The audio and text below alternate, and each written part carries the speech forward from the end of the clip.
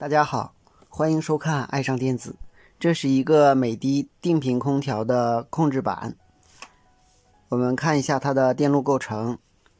这一端是接零线的端子，这个引脚接火线，压缩机控制继电器的这个引脚接压缩机，这是压缩机的电流互感器。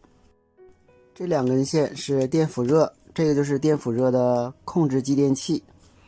这是一个压米电阻，220伏通过这个零线和火线这一端通过保险，这边有一个保险进来以后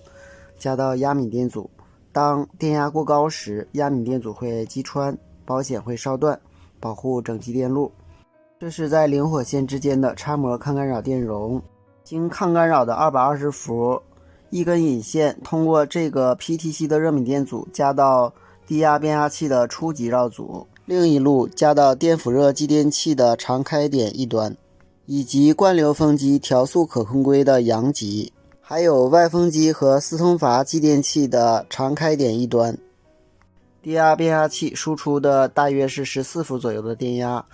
经4个二极管整流以后，经7812降压，再由7805降压给 MCU 还有2003 ROM 供电。2003缓冲放大芯片的作用是把 MCU 输出的控制信号缓冲放大后驱动百风电机和相应的继电器，控制步进电机的角度，还送到相应的继电器，包括电辅热继电器还有这个主继电器，从而使继电器的线圈得电，控制继电器的常开点通与断。MCU 还通过3极管驱动蜂鸣器发声，并且与 ROM 之间